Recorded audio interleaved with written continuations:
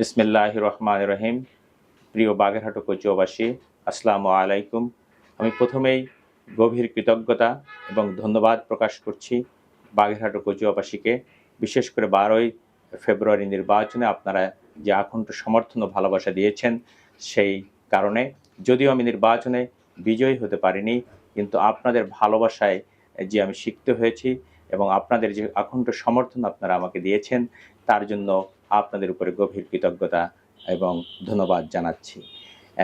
সাথে সাথে আমি এই কথাটা বলতে চাই যে, যেহেতু নির্বাচনের সময় আমি বিভিন্ন প্রতিশ্রুতি প্রদান করেছিলাম এবং আমাদের প্রিয় দল জাতীয়তাবাদী দল এখন ক্ষমতায় এসেছেন এবং জননেতা জনাব তারেক রহমান বাংলাদেশের প্রধানমন্ত্রী হয়েছেন।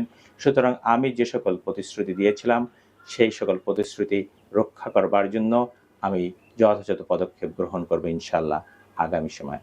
সাথে সাথে আমি বিশেষ করে নির্বাচনের পরে বাগেরহাটের বিভিন্ন স্থানে জামাত শিবির যে তাণ্ডব চালাচ্ছে এবং চালিয়েছে, তার তীব্র নিন্দা এবং ক্ষোভ প্রকাশ করছি এবং প্রশাসনে যারা দায়িত্বে আছেন তাদেরকে আমি বিশেষভাবে অনুরোধ করছি, যাতে করে আর কোনো সংঘাত বাগেরহাটে না ঘটে, তার জন্য যথাযথ পদক্ষেপ গ্রহণ করবার জন্য।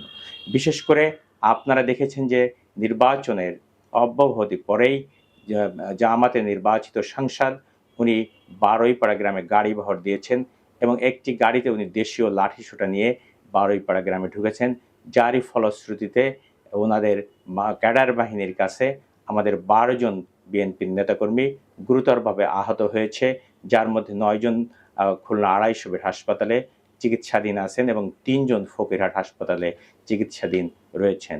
তাছাড়া তারা বিষ্ণুপুর ইউনিয়নে গিয়ে বিষ্ণুপুর ইউনিয়নের বিএনপির সাধারণ সম্পাদক জনাব মিরাজের বাড়িসহ 10টি বাড়ি তারা ভাঙচুর করেছে।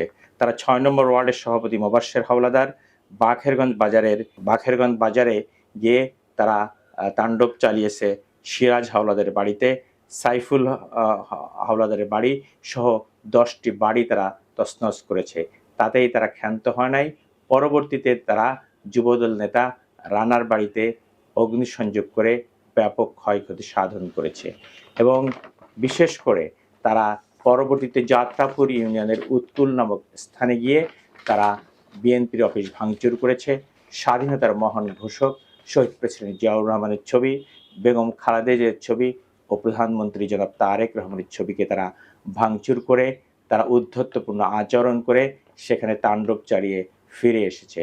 শুধু বাগেরহাট সদর নয়, তারা কচুয়ার আন্দারমানিকে তারা এক হিন্দু বাড়িতে ডাকাতি করেছে। ডাকাতি করে 100 বছরের পুরনো যে তাদের যে মূর্তি, সেই মূর্তি তারা নিয়ে গিয়েছে।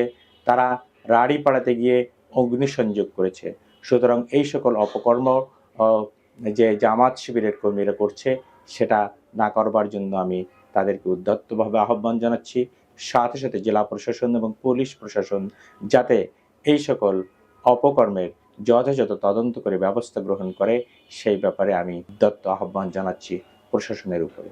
সাথে সাথে জামাত ইসলামী সহ যারা এই সকল অপকর্মের সাথে জড়িত আছে, তাদেরকে আমি রমজান মাসের অন্তত সামনে রেখে তারা যেন এই সমস্ত উচ্ছৃঙ্খল কাজ থেকে বিরত রাখে, সেই সাথে সেটা আমি আহ্বান জানাচ্ছি সেই জামাত শিবির নেতৃবৃন্দকে, যে তারা যেন এই রমজানকে এতটুকু সমীহ করে। পাশাপাশি আমি জাতীয়তাবাদী দলের প্রত্যেকটা নেতৃকর্মীকে শান্ত থেকে তারেক রহমান যে দেশ গড়ার উদ্যত্ত আহ্বান জানিয়েছেন, সেই দেশ গড়ার কাজে সামিল হবার জন্য সকলকে আহ্বান জানাচ্ছি এবং রমজানের পবিত্রতা রক্ষা করবার জন্য সকল বাগেরহাট এবং কচুয়াবাসীকে আমি উদ্যত্ত আহ্বান জানাচ্ছি।